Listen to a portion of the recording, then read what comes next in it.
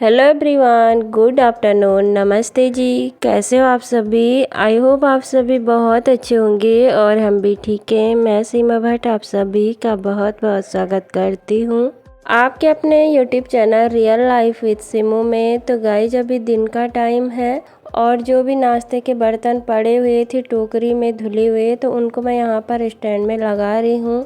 और अभी मैं यहाँ पर दिन के लंच बनाने की तैयारी कर रही हूँ। तो दाल को मैंने बॉईल करने के लिए पहले ही रखा हुआ था।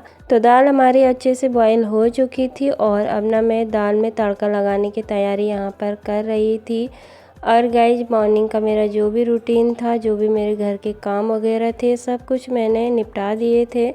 और अभी ना 12 बजे का टाइम हो चुका था, तो फिर मैंने सोचा चलो जल्दी से ना दिन का लंच भी बना ही देते हैं।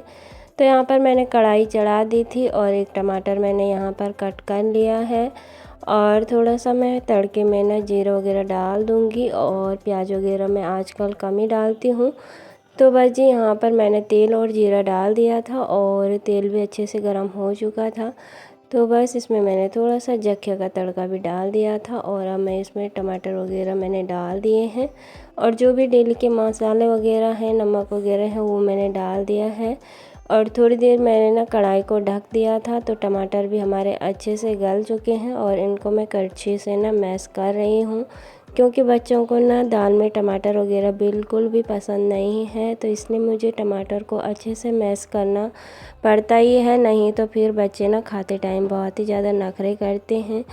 तो भाई जी यहाँ पर टमाटर भी हमारे अच्छे से हो ही चुके हैं और अब मैं इसमें दाल को ऐड कर लूँगी। और आज मैंने बनाई है उड़द की और चने की दाल मिक्स करके, तो ये भी ना फिर खाने में अच्छी लगती है। तो यहाँ पर आप देख ही सकते हो टमाटर भी हमारे अच्छे से हो चुके हैं बिल्कुल। और बस जी अब मैं इसमें ना दाल भी डाल दूँगी। तो दाल को मैंने इसमें डाल दिया है और अच्छे से मैं टमाटर के साथ ना और मसालों के साथ दाल को भी मिक्स कर लूँगी। तो फिर दाल हमारी हो चुकी है और गाइस दाल में मैंने तड़का लगा लिया है और अब मुझे चावल चढ़ाने हैं। तो दिन का लंच हमारा डेली दाल और चावल ही का होता है ज़्यादातर। और रोटी सब्जी वगैरह मैं सुबह और रात को ही बनाती हूँ और दिन में हमारे यहाँ डेली ना दाल चावल नहीं बनते हैं। तो यहाँ पर चावलों को भी मैंने अच्छे से धुन लिया है और जितना पानी वगैरह रखना था ना वो भी मैंने रख लिया है। और अब मैं चावल भी चढ़ा दूँगी। तो बस जी फिर हमारा दिन का लंच बनकर तैयार हो चुका है।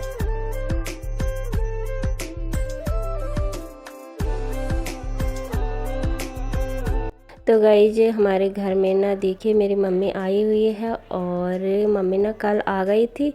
तो जो मेरा पिछला ब्लॉग था ना उसी दिन मम्मी आ गई थी, लेकिन फिर ना मैं शाम के टाइम कोई भी ब्लॉग वगैरह नहीं बना पाई, क्योंकि मम्मी यहाँ पर लेट ही पहुँची। मम्मी ना यहाँ पर 5 साढ़े 5 बजे पहुँची।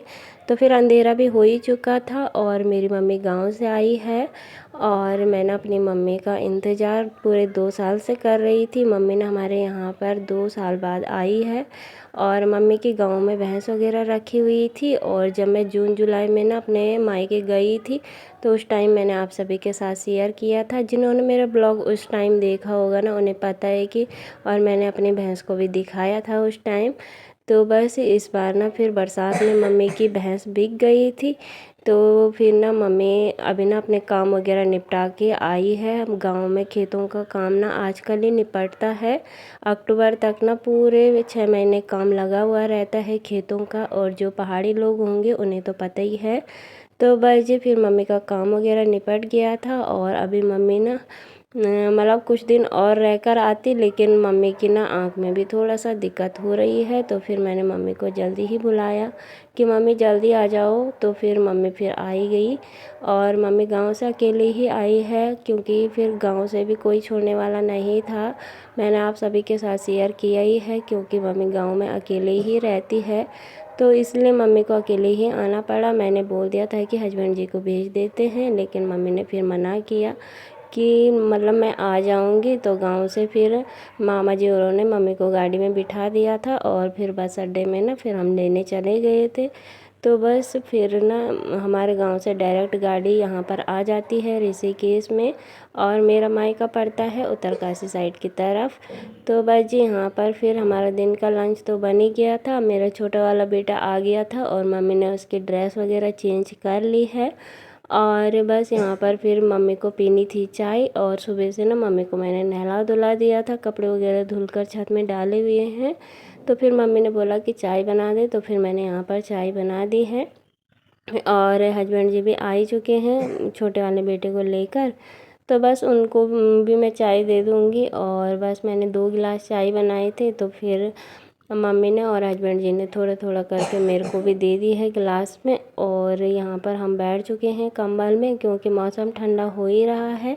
और आप देख ही सकते हो मम्मी की आँख ना थोड़ा सा मतलब अलग सी दिख रही है। और अभी जुलाई में भी ना मतलब जून में भी ना मम्मी की एक बाईं साइड की जो आँख है उसका ऑपरेशन हुआ था। वो वाली आँख तो ठीक है, लेकिन अब जो दाहिने वाली आँख है ना उसमें अब प्रॉब्लम हो रही है। वो ना रेड हो रखी है और उसमें से ना पानी पानी सा निकल रहा है, और बहुत मतलब किसी टाइम दर्द हो रहा है और किसी टाइम तो ठीक है। और मम्मी ने गांव में भी दिखाया था हॉस्पिटल में मामा जी औरों ने, लेकिन वहाँ की दवाई से ना कोई भी असर नहीं हुआ। और तो यहाँ पर ऋषिकेश में ना बहुत सारे मतलब हॉस्पिटल वगैरह है आँखों के। तो फिर मैंने मम्मी को जल्दी ही बुलाया कि लेट करना अच्छी बात नहीं है। तो अभी शाम को ना मम्मी को डॉक्टर को दिखाएंगे। तो मम्मी रात को भी लेट ही पहुंची, और फिर सुबह से भी ना बस नहाना धोना ही करवाया, क्योंकि मम्मी को ना रिंग भी बहुत ज़्यादा हो रही थी। क्योंकि पहाड़ी रास्तों में ना रिंग बहुत ज़्यादा होती है, क्योंकि बहुत ही ज़्यादा मोड़ रहते हैं ना, इसीलिए।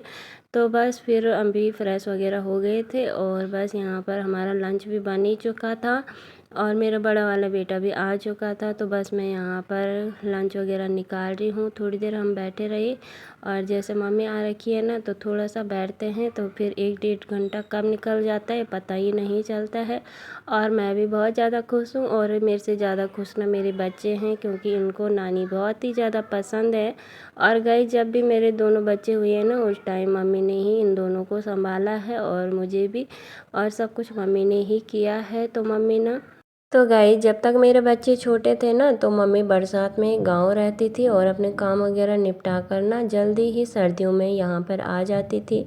तो पिछले साल ना मम्मी नहीं आ पाई, क्योंकि पिछले साल मम्मी ने भैंस रख ली थी, और जब जैसे भैंस वगैरह रखी हुई रहती है ना तो फिर मम्मी उसको छोड़कर नहीं आ पाती है। तो इस साल भैंस बिक गई थी, तो फिर मम्मी काम वगैरह निपटाई मम्मी ने, और फिर मम्मी अभी आ चुकी है। तो अभी मम्मी ना यहाँ पर आराम से रह लेगी जितनी सर्दियाँ हैं, और जब काम शुरू होते हैं ना तब मम्मी भाग जाती है गांव, क्योंकि मम्मी बोलती है मुझे ना अपने खेतों को नहीं छोड़ना है, मुझे अपने खेत करने ही हैं। तो फिर मम्मी को ना जैसा अच्छा लगता है ना फिर हम ज़्यादा नहीं बोलते हैं। और मम्मी मुझे बोलती है कि जब तक तेरे बच्चे छोटे थे तब तक मैं आ गई, और अब बरसात में जैसे काम वगैरह शुरू होंगे तो तब मुझे गांव जाना ही है। तो फिर ये है ना कि मम्मी की खुशी जिस चीज़ में है उसी चीज़ में हमारी भी खुशी है। लेकिन हम तो यही चाहते हैं कि मम्मी बस यहीं रह ले हमारे साथ। तो बस और गाइज यहाँ पर हमने खाना निकाल लिया था, और आज हमें खाना ना मम्मी ने ही दिया है, तो बहुत ही ज़्यादा अच्छा लग रहा था। हम सब बैठकर यहाँ पर अपना खाना वगैरह खा रहे थे। और गाइज जैसे मम्मी आई हुई है ना तो आज मुझे ना मतलब शरीर में ऐसे हो रहा था कि कोई टेंशन सी नहीं, और बेफिक्र सा मेरा मन हो रखा था। और जैसे हम लोग ही यहाँ पर रहते हैं ना तो उस टाइम ना फिर मुझे ज़्यादा टेंशन सी लगी रहती है, और हर काम की भी ना ऐसे लगा रहता है कि कब होगा कैसे होगा। और जैसे मम्मी आई हुई है ना तो मम्मी के साथ ना मुझे यही फीलिंग आती है जैसे शादी से पहले की थी ना, बेफिक्रे, और जैसे ऐसा लगता था कि अभी मुझे ज़्यादा टेंशन नहीं है। तो जब मम्मी यहाँ पर आती है ना तब मुझे ऐसे ही लगता है। तो फिर खाना वगैरह खाने के बाद और बर्तन वगैरह धुलने के बाद मैं आ चुकी हूँ छत में, और जो भी यहाँ पर कपड़े वगैरह हैं इन सब को लेकर मैं चलूँगी नीचे। और अभी ना 3-4 बजे का टाइम हो ही चुका है, तो बस अब मम्मी को हॉस्पिटल लेके जाएंगे। तो गाइज इस ब्लॉग को मैं यहीं तक रखती हूँ। उम्मीद करती हूँ आपको हमारा आज का ब्लॉग पसंद ज़रूर आया होगा। तो गाइज मिलते हैं जल्द ही एक अच्छी से नए ब्लॉग के साथ। तब तक आप सभी अपना ध्यान रखें, स्वस्थ रहें, मस्त रहें और व्यस्त रहें। मिलते हैं जल्द ही। Bye bye.